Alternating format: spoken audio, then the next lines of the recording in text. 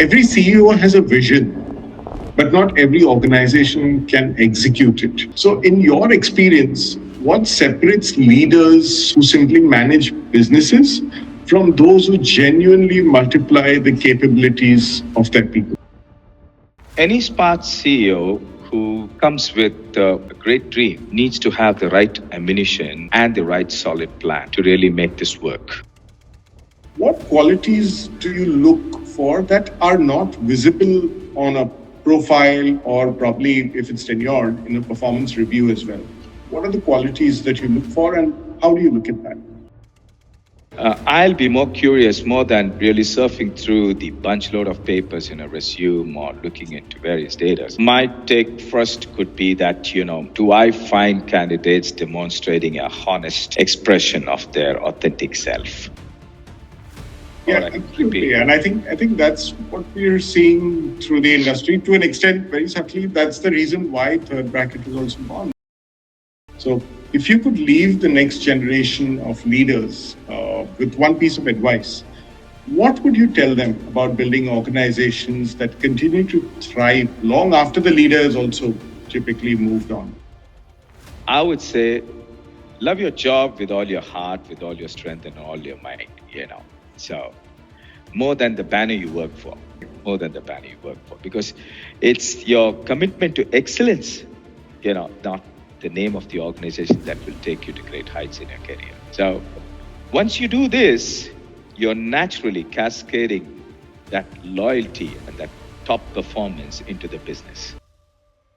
I think that's very correct advice, straight to the point, and brings about this aspect. So just want to leave you with one closing thought in terms of great leaders are not remembered for the companies that they've built, but for the leaders that they have developed and the capabilities that they have left behind. And I think ENABL is definitely on a path to that, and your leadership for sure. Sure. Leave a mark in someone's life, but make sure it's not a scar. Hi everyone, and welcome to another episode of Third Bracket Talk series. Today, it is my pleasure to welcome Milton, a transformational leader with over 3 decades of experience across energy, manufacturing, telecommunications, IT consulting, and renewable energy. Throughout his career, he has helped organizations navigate growth, transformation, and change by combining sharp business thinking with a deep commitment to developing people and organizational capability. A firm believer in continuous learning and innovation, Milton has consistently demonstrated that great leadership isn't about building successful companies. It's about building leaders and capabilities that continue to thrive long after the leader has moved on. Milton, welcome to this episode of Third Bracket Talk series. So, Milton, let's begin with what I believe is the foundation of this entire conversation, right? Which is leadership itself. So, I'll straight away dive into the first question that I have is that every CEO has a vision, but not every organization can execute it. So, in your experience, what separates leaders who simply manage businesses from those who genuinely multiply the capabilities of their people? Any smart CEO who comes with a great dream needs to have the right ammunition and the right solid plan to really make this work. So the biggest difference makes it what type of, when I say ammunition, is the right set of people, the quality of people that he has in hand. In other words, you can always have a great vision, but without a strong execution plan, it just remains an aspiration. Now, what makes the difference over here is the quality of leadership. At one side, I have come across numerous leaders. I've mingled with them, I've moved with them. But what happens is I've observed them to be too operational. This makes them lose sight of the critical gaps in the system. which completely derails the organization's growth trajectory and finally takes it to a dead end. On the other side of the bank, I have met leaders who are visionary in nature. I term them as visionary leaders. Right. I'm not belittling the leaders because if you ask me, a leader needs to be operation, yes, but the quantum of operations needs to start getting restricted as you move up. If you need to really stay there and reach your vision, you have to be a visionary leader. And when I say visionary leader, these are type of people who gives the team the right strategic directions and brings about, promotes transformation and innovation into the system, builds an inspiring culture, and identifies the real-time high potentials and nurtures the leaders for the future. And this is my take. I think that's important. I think one thing that comes out from there is that every leader evolves over a period of time as such. Exactly. And I think if I can, I'd like to make this a little more personal with this question in terms of saying that it's, as you rightly said, as organizations scale, leaders often sometimes become bottlenecks without even realizing it. So, looking back at your own journey, what was one leadership habit or mindset you had to consciously change to, help your teams grow, typically beyond you as such? Yeah. I cut a smile because you said, leaders are becoming a bottleneck in the system. Without realizing it. Yeah, without realizing. Yeah. All was not well with me, Pat. I also started learning many things. Sometimes when you said bottleneck, yes, even me too. But I matured and I started learning what needs to be really refined in me. And one good thing what I learned in my career was never resist change. Never resist change. Meaning, it's always a bitter pill to swallow in the initial phase, but, especially when you're moved around your comfort zone, when a new structure is formed, and when the best people next to you are moved out of your team, several changes really disturbs you a lot. Here, what my piece of advice and what I learned in my hard times is stay calm, stay calm. Because a moment of silence in a moment of anger saves 1,000 moments of regrets. Very true. Yeah. So if we can shut down our heart and activate our wisdom, I think really windows open. We'll be able to understand the real-time business case. That's where a true leader should really invest his time and intention towards. So if you start understanding the logic behind what's this change is all about and what's going to really bring you out of it, that can take you to glory. So there's a nice saying, the river doesn't fight with the stones. It flows around them. Correct. Wisdom avoids unnecessary struggle. So I coach my team always, just stay calm, take a deep breath, and allow yourself to first indulge in understanding what's behind this change. That will make a world of difference. That's my thought. Yeah, I think it's very important because there's one point that you spoke about is embrace change in a way. And also it brings about a very subtle relationship to the fact that leadership isn't just about individual growth, right? It's about creating an environment where others can typically grow with you too. And that brings me to this aspect of change, which leads into the question with technology, right? Today, technology is evolving faster than ever before. But organizations don't transform so easily because of technology alone. They transform because even people do, right? It's a people's aspect. So how do you create a culture where people are actually willing to learn, adopt, and embrace that change instead of resisting it? At a leadership level, it's a different approach, but at an organization level with people, it becomes something different. So just wanted your thoughts on that. Yeah, sure. It's quite an interesting subject which been passed around in many forums, and you have also, thanks, you also brought this into this table. And before I could move into the solid part of my answer, I feel that, the growth of technology seems to be faster. That's something we have to understand that's been evolving over ages. True. It's not the technology, it's not the rapid move of technology, but the communication about the technology has been moving fast. True. Okay. So in 92, I was working on Fox Pro. Today, what's it? So, but what's going on is the fast pace of communication into the complete business society is so fast, we tend to learn many things that completely, there's a big rapid movement in this segment. So my primary concern is, for your question is, the growth of technology is completely, disproportionate to the pace of adaptation. I hope you get my point. Correct. The growth of technology is completely disproportionate to the pace of adaptation. Any organization needs to realize before driving in a new technology, have they measured the real capability and the strength for their organization to receive it?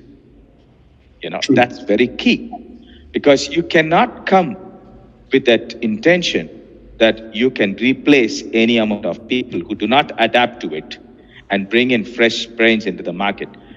Take it from me, it will literally pull down the speed of your organization, because loyalty matters and people are the center of it. Okay.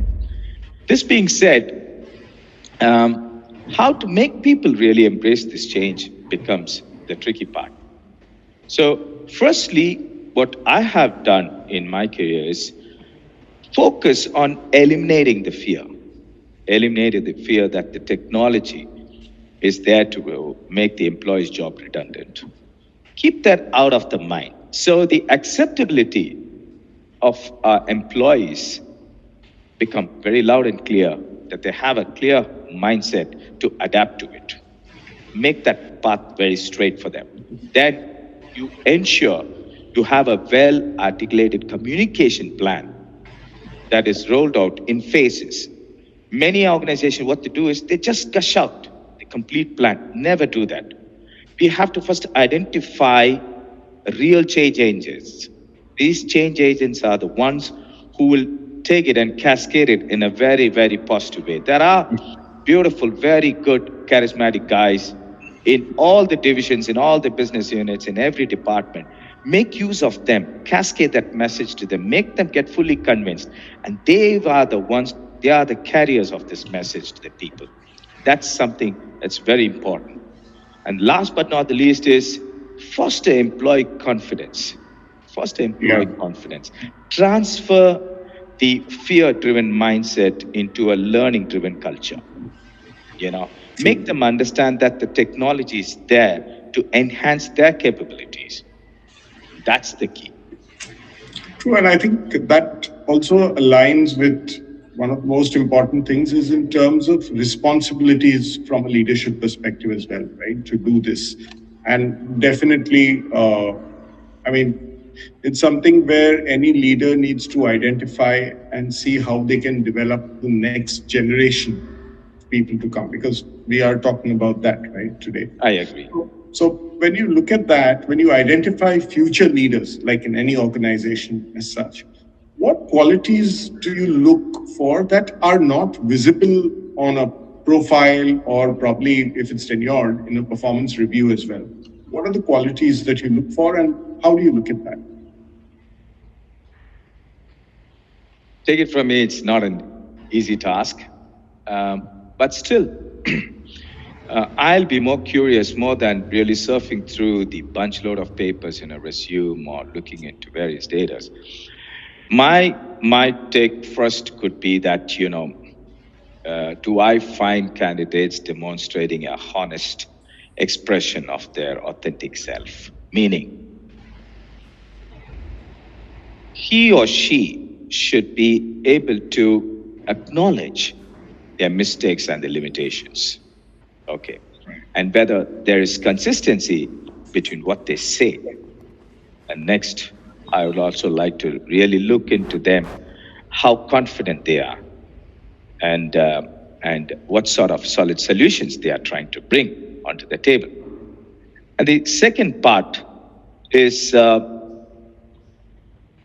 are they really carrying the right mindset to manage crisis? How do they really fit into a crisis situation? Can they really spot on give me a case study where they have really done that? Sometimes, candidates do provide me some cooked up stories, but I don't care about what they bring it into the case study, but how did they really handle that particular case study? And that's more important from the, so what are the steps and the process they involved in? How did they react in those crisis situations, and what sort of solution they brought out of it? That's very important. That suits as well. And last factor, which I would really look for, is the candidate a critical thinker? Now, what do I mean by a critical thinker? Is he or she's has the capacity to analyze information? Okay. Right.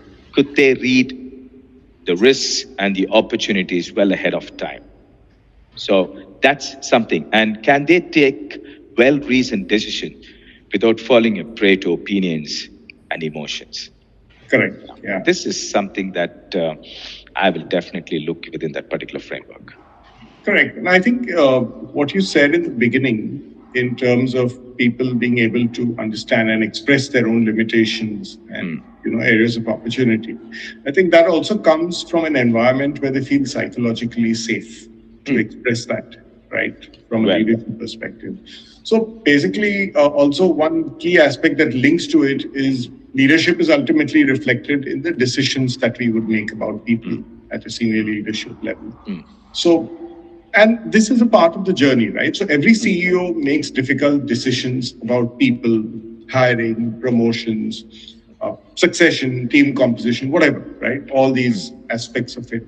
So how do you balance data with experience and instinct, like you just said, when making these decisions as such? Can you strike a balance, or it's a difficult task to do that? Personally, I will admit it is a difficult task, but your self-made character plays a major role into this. That's what I would like to begin with a soft note. The first thing is you need to be a person who should avoid being biased and judging on the face value. So never practice favoritism. Okay, that's very key. Affinity bias. Okay, people coming from your same background or from your same culture or same native and blah, blah, blah. That's something that you need to really rule out. And the third factor is proximity bias. People whom you keep meeting every day quite often, moves with you, comes with you always for a coffee and other stuffs. And those are the things that needs to be kept aside when it comes to matter. Right. And be a great listener. Be a great listener. Sometimes it's easy to say, but it's difficult to practice. But keep practicing that. Be a great listener, and then allow results to speak for itself. Aim for that. Now, this being set up, this is the solid platform which will give you that insights into how you will juggle with data, experience, and instincts. Now, when it comes to data, what I do personally, I'm just trying to say that. The factors that you mentioned, okay, be it hiring, team composition, and stuffs, each one has is connected to different data points, different business scenarios, and different measures. So when I build up these data, which is relevant for me to take a quick and sensible decisions, I don't surf around in bringing up a huge load of data points in my particular dashboards. So I ensure that we have some impactful, relevant messages that I can really ping into and understand what really connects the dots. This is point number one. And the next aspect is we need to be quite also razor sharp in building up uh, what I can say very hygienic data also. Yeah. Okay. You have to coach the team and the relevant departments to pump in those hygienic data because one strong miss anywhere will completely derail the entire subject. And Exactly. you have to face a hell of a lot of music. So that will help us really interpret with the right data in hand, and it most of the time it helps me to come closer to accuracy. That's another aspect that I would like to discuss. Now, when it comes to your experience and instincts point of view, it's leaders, especially at the CXO level, uh, definitely they should have crossed. I'm not putting it as a mandate, but if they have crossed, say 2 decades of experience, that's going to give them. That's going to come in very handy because we would have handled a wide variety of people of Right. different ages, of different cultures, different skill sets, and so on and so forth, which in your measure will definitely understand what's the hidden potentials are and make your life easier to arrive at a good decision. Did I True. make sense to you?